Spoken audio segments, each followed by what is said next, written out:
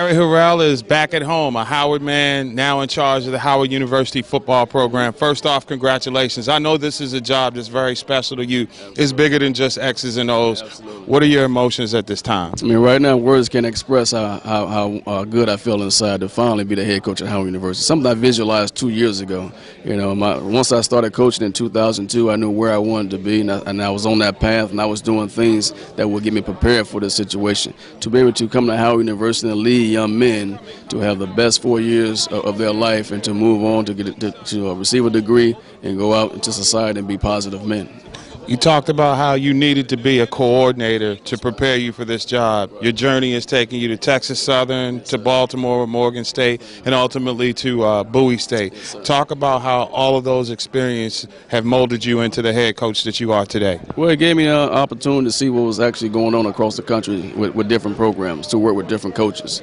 You know, when you're on one campus for a lot of years, you think that you just have all the problems. When you go to different campuses, you realize everybody got the same problem. So you have to realize how to overcome those problems, those issues, and still come out with an outcome that's going to be in your favor. So that's what I learned as far as going through those universities, seeing their mission, their philosophy, and also along the way to see what would take as far as me being a coordinator. You know, making sure that I understand X and O's, but understanding how to treat young men, how to run a program. Those are things I was mostly concerned about when it came to football, learning how to control young men mentally and help them to matriculate through college.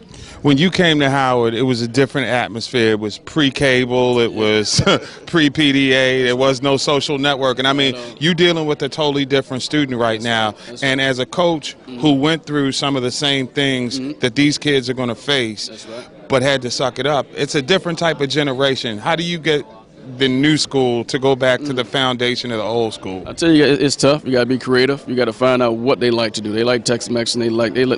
They big on the internet. I mean, the PlayStation. You got to find out what's their interest and somehow be able to get your message through those things and reach them. I mean, you have to reach them in a different way, but you have to help them understand mentally that it starts up here in the mind. If you say the things you want to do mentally, you can overcome any obstacle and achieve it. So as far as the young men, they're very different from when I came up. As far as back then, we was always playing a game of football. We're getting the reps, all day, all night. So now they spend more time inside. So I got to be able to get these guys to come outside and then work on their craft, to get them to understand that the only way you get better is through practice. Practice hard, practice with high energy. So on Saturday, it comes easy. So once I reach them mentally and understand the things I went through as a man, you got someone that's talking to you, standing in front of you. I've been through those things, and I was able to reach those heights. This is what you have to do. What's the greatest challenge that you face in terms of getting Howard back? Because, again, much of the dilemma, much of the financial constraints, much of the logistics, you all played through and were able to win the conference. However, the last couple of years, those same problems have been around. Kids haven't been able to play through it. You're right. I mean, the problems, like you said, was here when I was here. So obviously the problems probably not going to go anywhere. So I will start there. The problems are what they are. So you got to find a way to get through those issues, get through those problems, and like I said before, get the outcome that you want. That's what Howard University is all about.